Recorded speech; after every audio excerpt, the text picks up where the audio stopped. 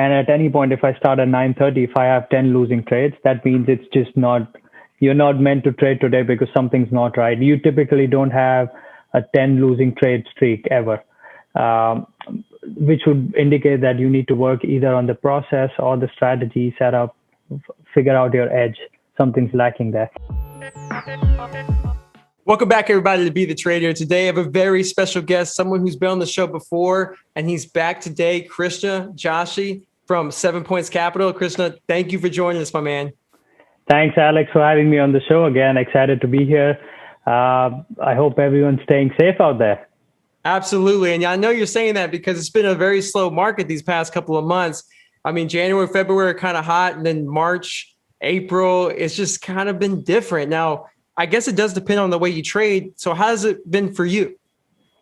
Yeah, that's true. Like, it depends from a person to person basis for sure. But like, just overall seeing like a group of traders, or when I keep talking to Stan, Mike Katz, Mike Mangieri, the conversation has been consistent all throughout that it slowed down beginning of March.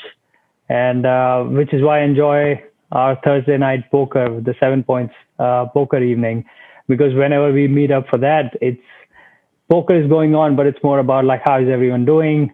Something working for you, something not working. So it gives a chance to kind of see what others are doing well, what others are not doing well. Because comparing how everyone does differently, like you said, is some people had January as their best month ever, and then some people had February as the best month, and it was a really nice comparison. And the difference was how everyone else trades. That was the key difference, where small caps trading low float names, then you did well in 1 month, versus if you had more momentum, mid cap and small cap, then you did well in the other month. Interesting. I like that you point that out, because it does depend on what market you're trading. And because you'll see some people who are like, man, they're still doing well this month. And some people are like, I can't find anything to really nail. And right. I'm curious for you. So I'm assuming it's been a little different, like a little steady and slower this month. How are you positioning yourself to take advantage of the slow months? So usually just walking in, it's low expectations at 9:30, right? Seeing the number of gappers at 7 a.m., the idea is it kind of sets the tone for the entire day as well. And seeing how many gappers, or how many gappers with the right amount of volume set up at 9:30, that kind of determines how the day is going to go. So today, fortunately, we had a couple of really good ones. We had MVIS and OCGN, which are like day 3, day 4.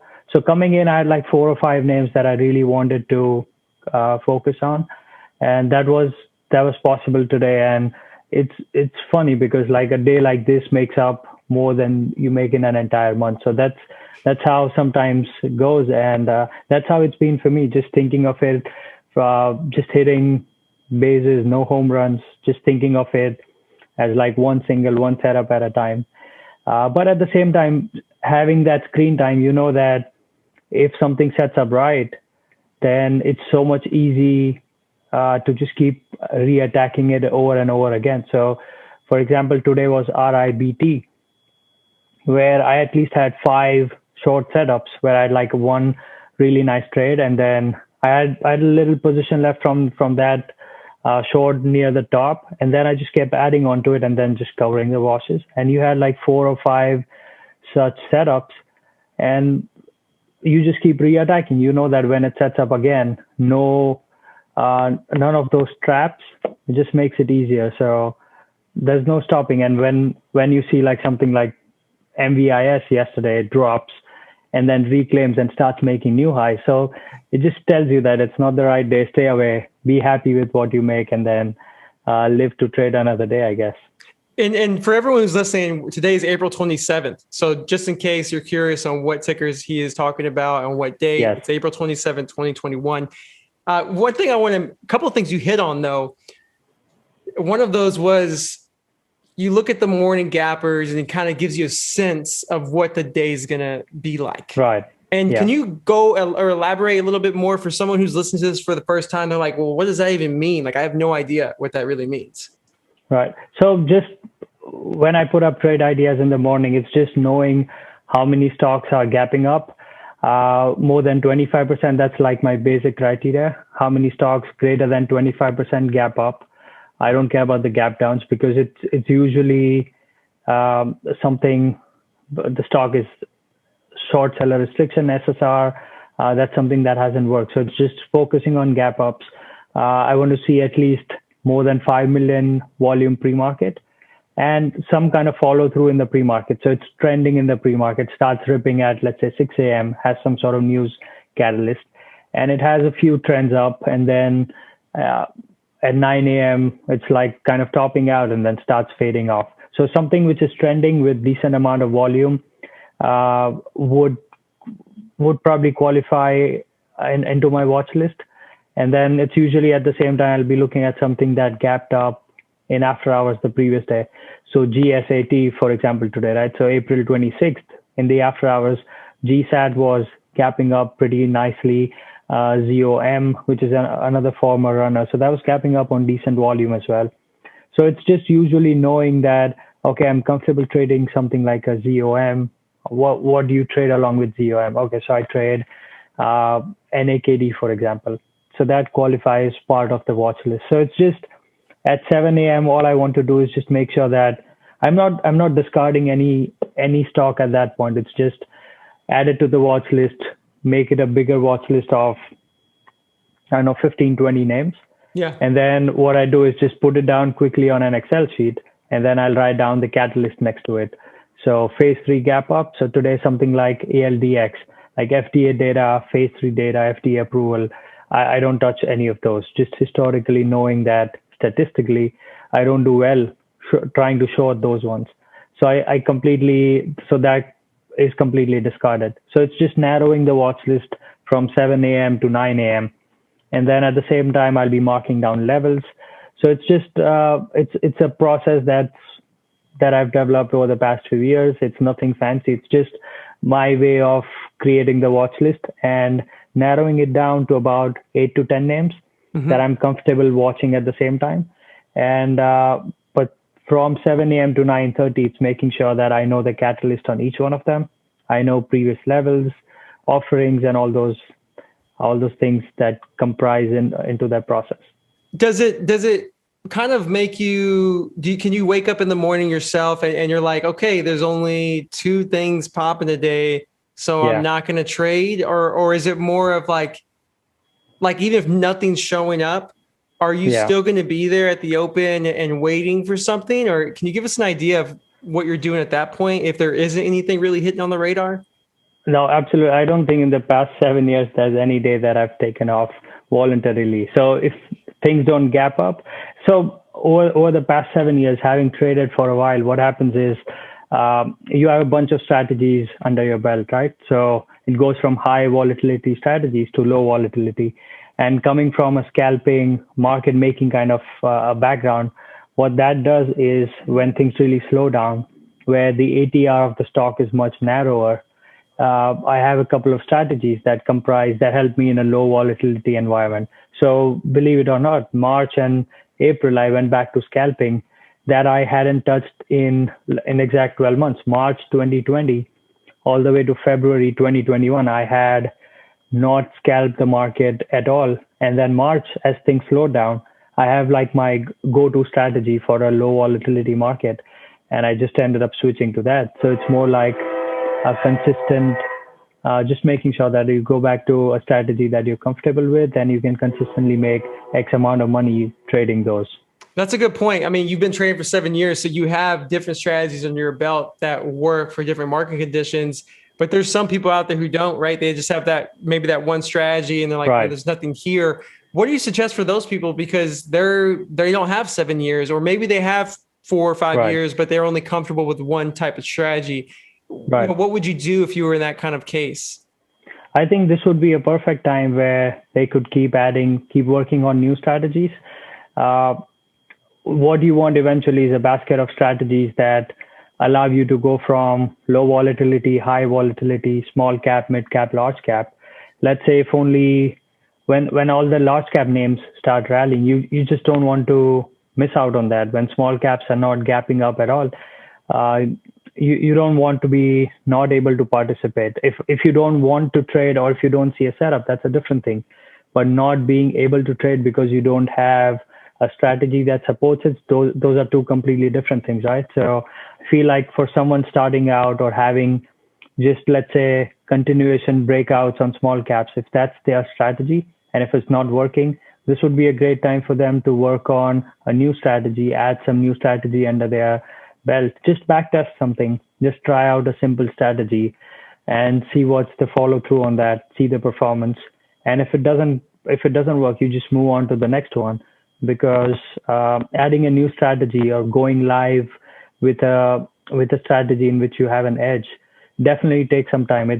It's a few weeks to a few months worth of work, and what better time to do it when there's less opportunity out there.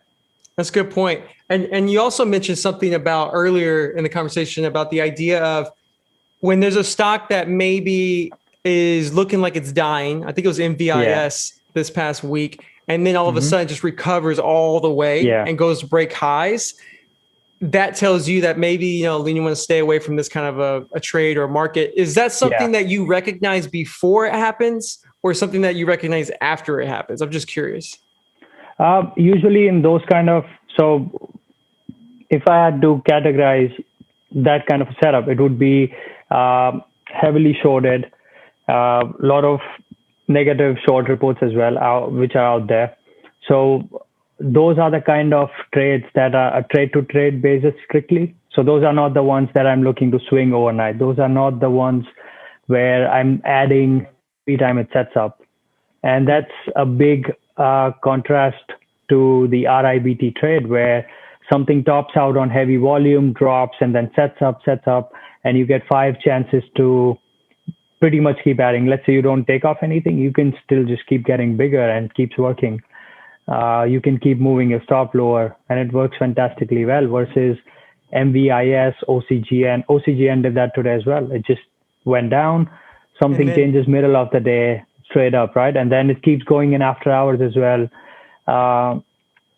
like a VXRT as well. So it's just finding the ones which are known to do that. So some things that raise the flags for me are heavily shorted names. It has a cult following where if you talk anything negative about MVIS, there'll be 5 people telling you have no idea what technology they have. Or like that was going on a few months back in BNGO, Bio-Nano-Genomics. So they have an amazing platform. You have no idea what you're talking about. So something like that, a stock which has a huge following. I know that recently happened in SOS, which is like a crypto name. They had a couple of short reports out, and at the same time, there are a bunch of people who are long, either stuck long, bag holders, doesn't matter. But so whenever there's like a huge difference of opinion, like a tug of war constantly going on, those are the ones that qualify as a trade to trade basis. If I see an A+ setup, only then I get in. But I'm not looking to get in, add, and cover bottom of the day. I don't care about it. Like in those ones, all I care is not losing more than 1 hour that I wanted to risk in the first place. That's really, I love that you said that, because I need to learn from that, because I'll nail a trade like that, and then I'll try to get back in on the pop.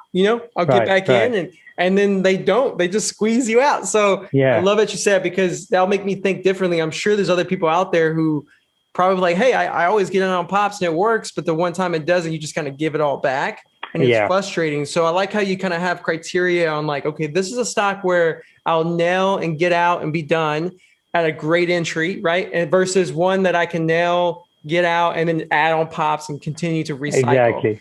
So that's interesting that you said that. And you also said something about R's, like 1R. And I know 7 Points Capital had, I don't know specifics. I just have heard through the grapevine. So I want to be correct if I'm wrong. But actually, I'm just going to ask you, like, how would it be? A lot of people have asked me and DM'd me about 7 Points. They're like, hey, you've had a couple of people on your show, 7 Points. What do you think about them? I think you guys are great. And then they'll be like, well, what is their process? And so, yada. I'm like, I don't know the process. And I know you guys are hiring right now, and you're doing a lot of hiring, trying to grow the company. So that's great. So can you explain to people how that process is in terms of, let's say someone gets hired, right? And then if they get hired, what is that process for a new trader to become a Kris Joshi? You know what I'm saying? Uh, so every trader has his own journey, right? So some traders would be successful in 3 or 4 months. Some would take 8, 12 months. Some would take even longer. We've had traders in the past who have taken longer to get to a point where they are consistent. But once you get hired, the idea is, at least my thought process as a senior trader, like when I hire someone, the idea is, does he fit into our team? If he does, is he teachable to a point where I want to teach him or her everything that I know, and overlay that on top of whatever the person knows? And will that help you? Like, is there anything I can do to improve your process? Which is why, at least for the Florida desk, we've stayed away from hiring someone from the future side, because that's not my expertise. So it doesn't make sense for me to go out and hire a guy trading crypto specifically or futures markets, because I can't help him a whole lot on that. But if he has some sort of a screen time and he's struggling with a few things, a few areas where I can help him out, shorten that learning curve. I think that's the ideal candidate, who's still hungry to learn, but also at the same time is not someone who has absolutely no clue. And I say, oh, just watch the order flow or time and sales. He's like, what is time and sales? So there has to be some sort of like a right balance between someone who's really eager to learn, who comes from that background and is just stuck at a point where I wish someone would just help me get over this. And I'd be able to, be a slightly better trader. And there are times where we just come across those guys who really come from a background who just need absolutely no help, and that's perfect, right? Like, I still talk about market microstructure, which is my strength. I talk about routes, which I enjoy. I love doing, and this is one of those times where if market slows down and one of the guys, so there's one of the traders, he's in Tennessee at the moment, Delmar. A few months back, I was working with him on the market microstructure. I was teaching him how to scalp. That's because he was curious about it. He says, how do we do this? What routes do I use? How do I do it? And it's something that I'm happy to work with him and happy to talk to him and say, all right, this is what we do. Step 1, step 2, step 3. So thanks for mentioning it, but it's true. We've been hiring like a fresh round of hiring candidates. That's what I did. I utilized yesterday and today, just sending out interview invites to, I know, a lot of the recent applicants, and looking to increase the desk as well. And as things open up, as things can get better, the idea is to start going back. We've been working from home for the past 12 months or so, and ideally we would go back. And that's the other thing, where if you think about someone who would take 3 months to get to a certain point, but now not being in the office, that might take 4, 5, 6 months. So I feel like going back to the office would be a good chance to work with these guys one-on-one. I was just actually having a call today with one of the recent hires that we have, Andre, and he was saying, I just can't wait to get back to the office, because it's just, I miss that personal touch, one-on-one, working with someone. And that's what I feel like. The idea is, as things are slightly opening up, I felt like this was a perfect opportunity to go ahead with a new round of hiring and add a few guys on the desk. Let me ask you this then, because I'm very curious. People are wondering, I'm sure people are like, what is it that, because you're hiring people, you're training them, and you and your team are training. So you guys are training people. What is it that stands out? I know it's coachable, but like, right. What is it typically like the hardest challenge, or is it always different for each trader, or is there like a baseline denominator of an underlying challenge that's really hard to get over for most traders that you've run into, at least? Right. I think now that having done this for the past 3 years, that's when we went live with the Florida desk.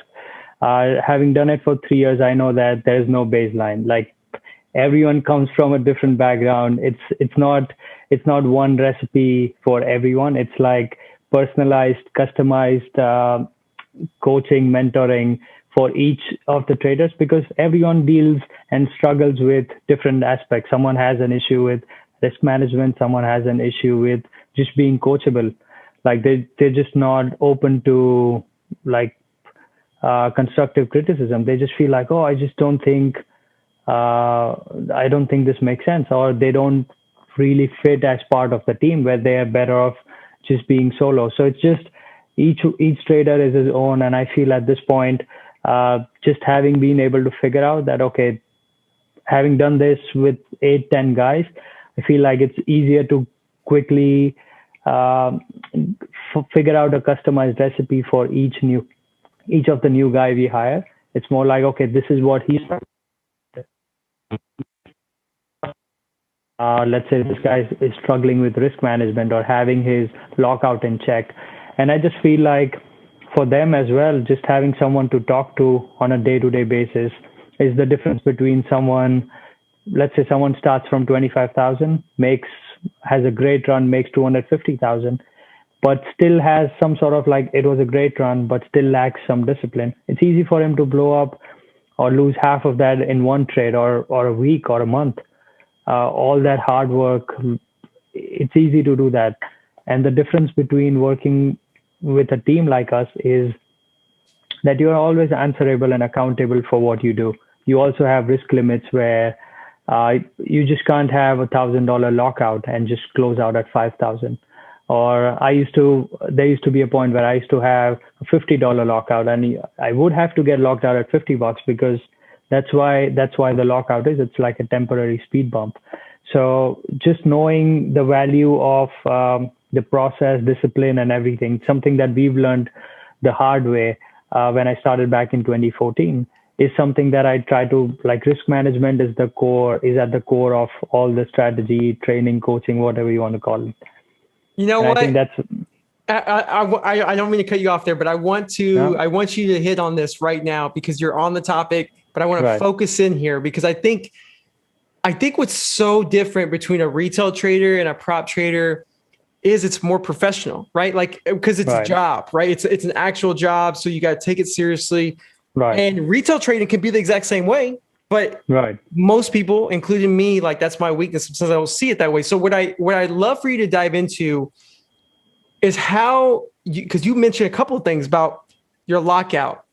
You mentioned at one point in time, you maybe had a $50 lockout. And I know people probably didn't really hear that, or maybe they heard that and they're like, what? I want you to explain two things. And then maybe a third. One of them is, how do you guys determine, I don't need numbers. I don't care about numbers. I just want to know, how do you guys determine or how would someone determine, because I get this question all the time. Hey, Alex, I have X account and I'm trying to trade. How much should I risk per trade? Right. And then they're like, or they ask that question, or they ask, I know I should have a max loss, but what should that be? And then I've heard Stan say a while back, like, if my average gain is this, that's my max loss for the day. But what if you're a new trader and you're not consistent? You don't have that stats. So how would you suggest people can look at a max loss or max loss per ticker? Like, can you explain that process? And because I know you guys do that very well at your team, because you have lockouts, you have rules.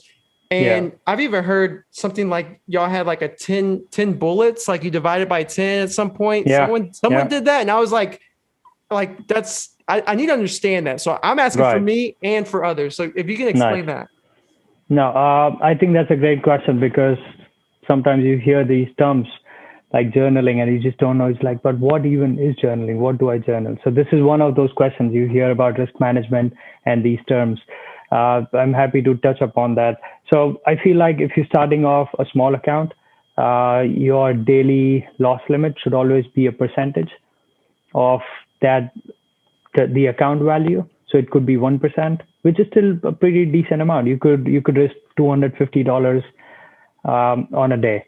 If it were me, I would break that 250 into 10 trades, just so that if I have 10 losing trades in a row, that's it. Like, I'm at the same time, it also, I break it down into 10 trades because I probably have 40, 50 trades during the day. And at any point, if I start at 9:30, if I have 10 losing trades, that means it's just not, you're not meant to trade today because something's not right. You typically don't have a 10 losing trade streak ever, um, which would indicate that you need to work either on the process or the strategy setup, figure out your edge. Something's lacking there. But what I would ideally want to do is, if you get in a trade, let's say you have a losing trade, and out of that $250 lockout for the day, you're risking $25 on the trade. So it's just your position sizing has to be a One on the second, trade. Krishna. It kind of broke up there. Can you repeat that? It broke up Yeah. where you said you have $25 on the day. Go ahead. So $250 lockout and $25 risk on that specific trade. So what your goal is, get stopped out when you lose $25. It's as simple as that. So you put on a trade, you buy stock A, you think it's going up. That's your long setup. Breakout doesn't work, it fails. You get stopped out when you're $25 unrealized. You stop yourself out. You take on the next trade. So ideally, you're taking on trades where you have typically 2-to-1, 3-to-1 risk reward. So just if you have a 50% win rate, and even if you can pull like a 2-to-1 on those 5 winning trades, you should be able to make $250 on those 5 winning trades, $50 on each of them, and you lose 5 trades where you're losing $125 net. At the end of the day, you should still be able to make $125 net. That's a very good point. Go ahead. And just one thing that people tend to forget is that number adds up. So if you can make consistently $125 most of the days, you'd be up more than $2,000 on the month, and your account value goes from 25 to 27,000, which is 8% return. And sometimes 8% in a month is also not enough, where you put that money in a bank, you're getting pretty much nothing for that. So that's how I feel you should always risk your lockout as a percentage of what your account size is. The other thing I feel is, if you know what makes you money, which trades are the ones that make you money, that's such a key thing, because if you can answer that question, which trades are, and I know a lot of people who just can't answer that. Like even intermediate traders, if you ask them what are the 5 setups that you would take, they would struggle, they would hesitate. That's something that I constantly want to work on. You know the ones which you are not good at. So when I mentioned phase 3 positive data, FDA approvals, that's something that I'm bad at. But even if let's say I go short a stock like that, if I'm wrong on it, I only want to lose 1 hour. But the question is, how do you maximize when you have a winning trade on your hand? How do you maximize that into a 3-hour, 5-hour trade? That's what is the game changer. Just by looking at numbers, your average winners, average losers, and that's something, those stats is what I want to really closely watch. So what I do is a week to week and a month to month comparison, what my average winning dollar looks like. So it's going to change every month. And as long as it keeps looking positive, it's good for you to keep pushing it. And starting first week of March was a really slow week for me. And that is when the bells go off. The bells go off, and you know that time to slow down. It's just not as busy anymore. Number of gap ups, lesser stocks gapping up, lesser stocks going up on volume. And at the same time, at the end of the week, your average winning dollar per trade, because you're putting on hundreds of trades usually a day, that drops significantly. So that's an adjustment you make to your lockout. So if your average winning dollar goes from $1,000 to 600, you should be dropping your lockout or risk or your R per trade by that much amount. So I do usually reduce it by 40%. Typically, those numbers look very much in sync. So for me, that average winning, average losing amount looks very consistent. The only difference is my winning percentage. So on a fantastic month, that looks 63, 64%. On a not so good month like March, April, it looks like 54, 55%. So when I go end of week, when it's closer to 55% and my average winning dollar per trade has dropped by 20, 30%, that's a sign for me to kind of slow things down. That's telling me that even though the gappers are there, maybe there's not enough follow through. And come second week of March, the number of gappers drop as well. So it's just um, you have to kind of start seeing things. All right, this is how things are progressing. Things will keep getting slower from here, and vice versa. As things start picking up, it's so much easier for you to go from there. So for beginner traders, those are the two key things I want you should watch out. That was phenomenal. So thank you for sharing that, because I know there's gonna be a lot of people who are like, hold up, let me get a pen and paper out. Let me rewind this and listen to that again.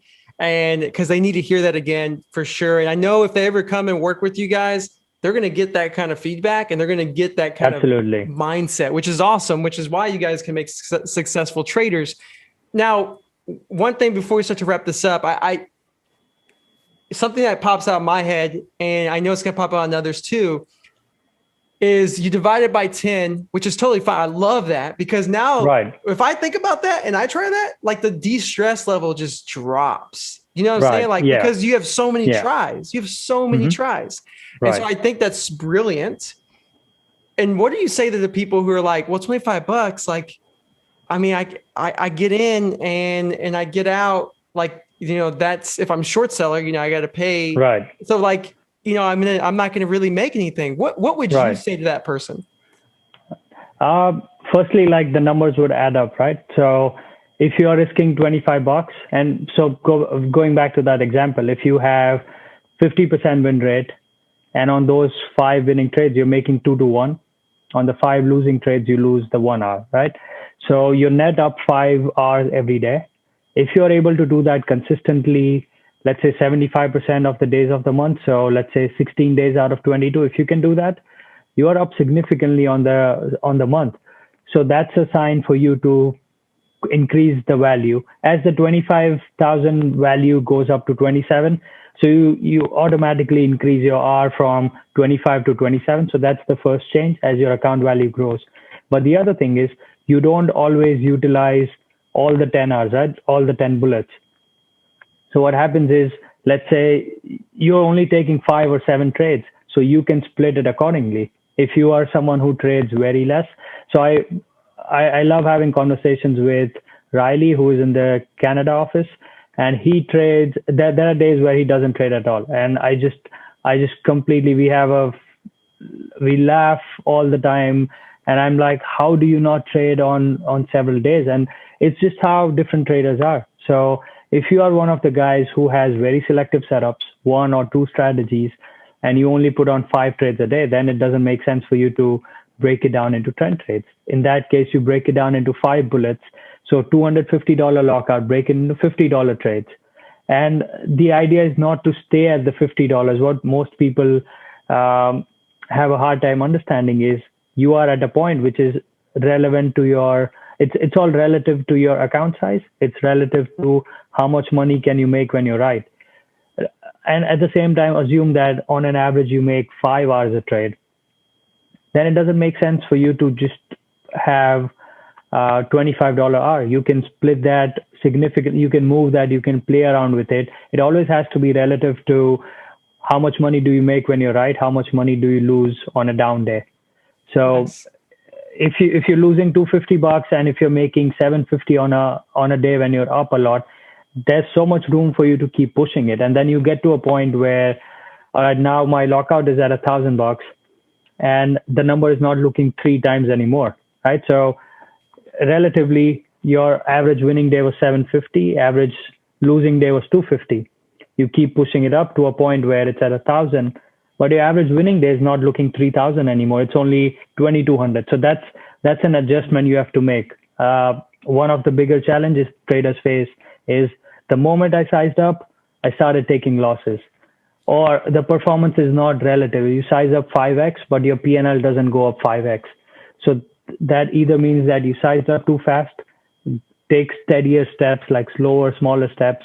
And I feel like this is all because you look at a lot of P&Ls on social media. You look at people making and losing millions of dollars, and you're like, why am I trading with $50 R per trade? What you miss is that this isn't like a 100-meter sprint.